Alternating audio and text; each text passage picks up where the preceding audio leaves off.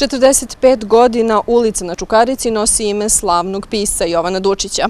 Gradski odbornici su ipak hteli da se to promeni, ali zahvaljujući stanarima ove ulice, to se još nije desilo.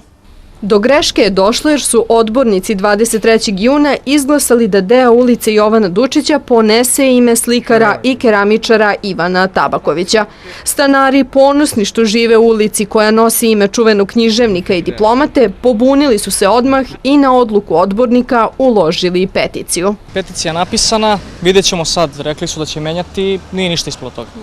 Sad vidjet ćemo, trebalo je da menjaju ime, mi se nadamo da neće. A zašto se nadate da neće? Pa najviše zbog dokumenta, da se ne bi menjala lična karta, vozačka dozvola i sve to što treba da ide. I ljudi koji dolaze ovde znaju da je Jovana Dučić već godinama, bilo bi glupo da sad menjaju. Jer već postoji dosta ulica sa dve table, tako da mislim da bi to bilo glupo.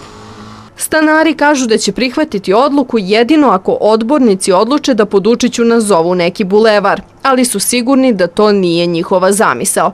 Odbornici se pak pravdaju tako što tvrde da je u pitanju previd, nesporazum i da ulicu neće dirati, uprkos prvobitnoj nameri. Što bi sam Dučić rekao, velika je nesreća kad čovek ne zna šta hoće. Jasmina Stakić, Moja televizija.